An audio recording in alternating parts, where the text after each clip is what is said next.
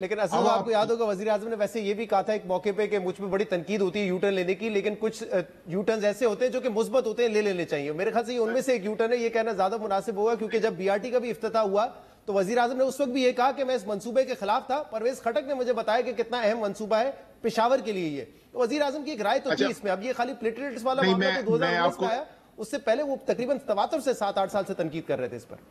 Sir मैं आपको एक बात बताऊं कि क्योंकि वो जो पेशावर बीआरटी के फैसले हो रहे थे उस मीटिंग पे तो मैं खुद बैठा होता था ना, तो आपको ये मैं बता दूं कि 2013 में हुकूमत आने के सिर्फ चंद महीने के बाद पेशावर के लिए एक मैस ट्रांजिट के मंसूबे की प्रेजेंटेशन की गई थी जिसको वजीर आजम ने सपोर्ट किया था।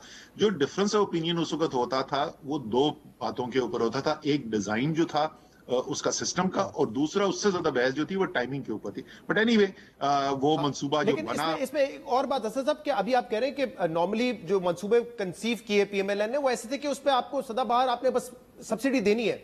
आमतौर पर अगर आप देखें दुनिया भर में, लंदन, न्यूयॉर्क वगैरह में जहां पे भी ये पब्लिक ट्रांसपोर्ट के मंसूबे बनते हैं, इवन इंडिया में, तो वो कमर्शियल एंगल से नहीं बनते। कमर्शियल पॉइंट ऑफ व्यू से अवाम की सहूलत के लिए बनते हैं, अवाम की प्रोडक्टिविटी बेहतर हो, उनकी रीच आसान हो जाए, इस नियत से ही बनते हैं। सर बिल्कुल ऐसी इसी नियत से बनाना चाहिए मंसूबा। मैं आपसे सिर्फ ये अर्ज कर रहा हूं कि अगर मैंने आपसे क्या कहा था कि प्राइसेस रीजनेबल चलनी चाहिए, मैं आपको इसकी मिसाल दे देता हूं।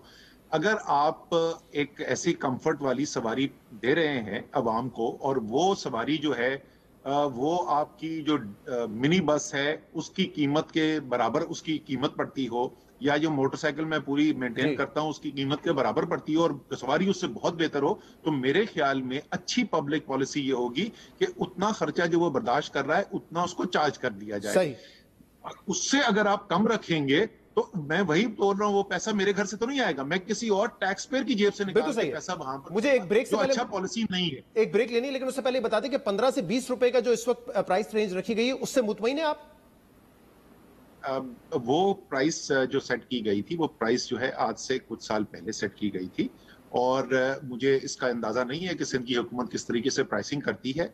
बट मेरा इसमें भी रिकमेंडेशन ये होगी कि अच्छी पॉलिसी ये होगी कि आप सालाना बेसिस के ऊपर रिव्यू करते रहे। कॉस्ट जो है वो बढ़ रही है, कम हो रही है, पेट्रोल की कीमत ऊपर जा रही है, नीचे जा रही है, ऑल्टरनेट जो सवारी है उसकी प्राइसिंग में क्या हो रहा है, और रीजनेबल प्राइस। मैं फिर वही कह रहा हूँ, रीजनेबल प्राइस। शहजाद, इसका सबसे बड़ा नुकसान पता है क्या होता है? सर क्योंकि आप सब्सिडी ज्यादा, और सबको समझ आ गया, लेकिन सिर्फ ये जानना है क्योंकि सब्सिडी आपने देनी है तो इस प्राइस से आप मुतमईन है? आपने जो भी तखमीना लगाया इस प्राइस पर क्या बहुत ज्यादा बोझ दूसरे टैक्स पेयर पे तो नहीं पड़ेगा? मैं आपको तो अर्ज कर दिया ना कि हमने ये मंसूबा बनाना कंप्लीट कर दिया, हमने मायदा साइन कर दिया, तो जाहिर है हमने ये शर्त नहीं लगाई कि तो हम करेंगे, तो हमने कर दिया है। ठीक है। और मैं आपसे ये कह रहा हूं कि जैसे जैसे ये आगे बढ़ेगा, जैसे दूसरी लाइंस आएंगी, जैसे इसके अंदर वॉल्यूम्स बढ़ेंगे, तो मेरे ख्याल में कोई बहुत ज्यादा बर्डन नहीं होगा। और अगर कोई छोटा मोटा बर्डन हो तो ठीक है, वो इट्स ओके।